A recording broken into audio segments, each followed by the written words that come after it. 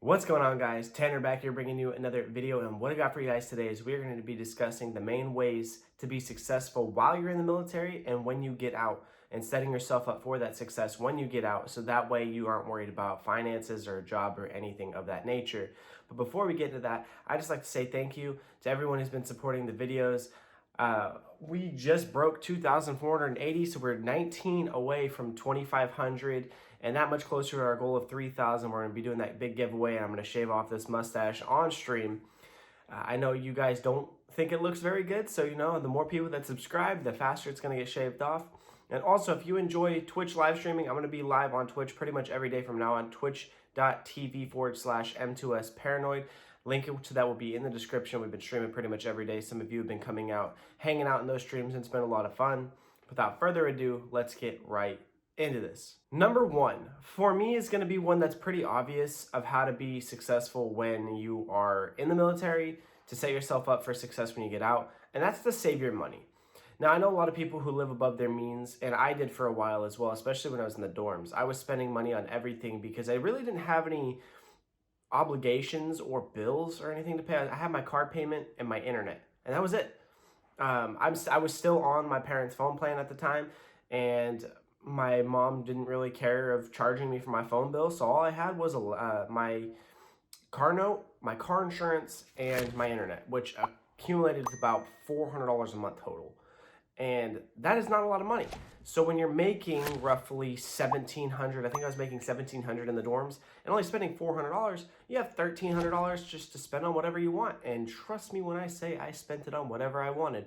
I got a new computer, which is still right here to this day. It's like almost 3 years old, but I got a new computer. I got monitors. I was going out to eat with my buddies. I was buying new clothes, new shoes. I bought a couple pairs of Jordans. I bought a couple pairs of Nikes. I bought some basketball shoes.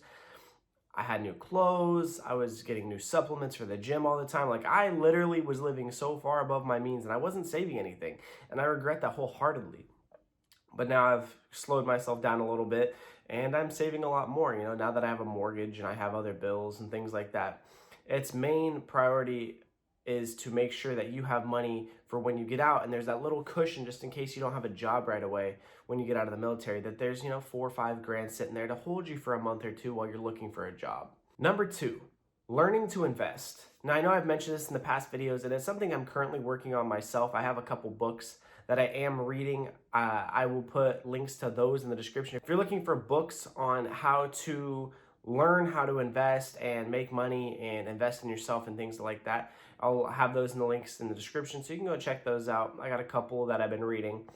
But learning to invest is a huge thing because it helps in real life situations and while you're in the military. You can learn to invest while you're in, and you can start saving more money that way. And when you get out, you understand the process of how the stock market works. If you want to invest in real estate, if you want to invest in bonds, if you want to invest in different things, you can spend the time while you're in the military learning how to do that, because they have people on base who will teach you and will walk you through the main steps of how to do it. So learning to invest is a huge one for me, and I highly suggest that while you're in, that you start the process of learning how to invest, mainly in the stock market, because it's something I feel everyone should know and not many people know. Number three, finishing your degree while you are in. Now, this is a very hit or miss one.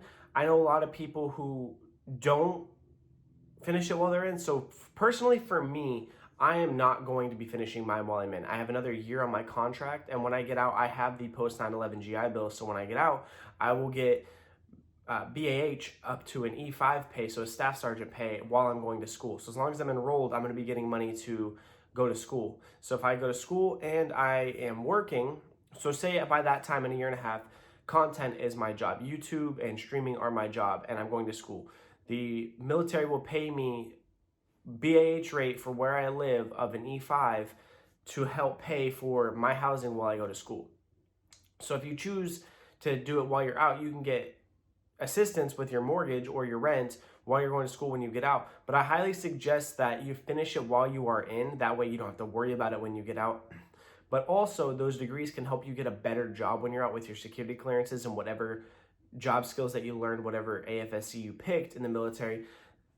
Having a degree, especially in that field, you have to get your associates in your career field. So for me, it would be an associate's degree in radio frequency transmission systems. And then say I went and got a degree in business and marketing, I could get a business and marketing job for a company that has to do with work like that. Or if I just wanted to use my business and marketing degree, I could go and use that for many other companies. So there's many things that you can do with your degrees to set yourself up for the best success when you get out of the military. Number 4 is going to be taking extra classes to get more certs for the career field that you are currently in.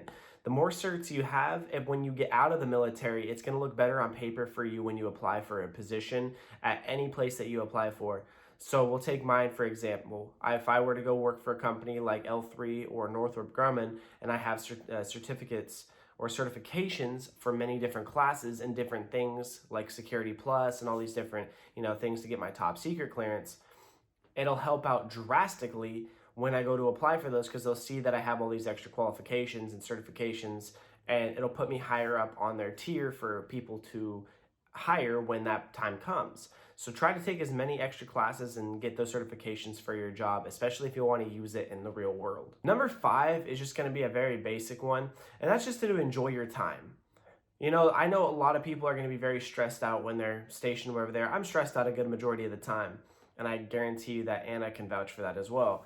I am stressed out quite a bit. It's due to the fact that I still have the mortgage to pay. I'm trying to figure out what I want to do when I get out of the military. I'm definitely moving when I get out of the military.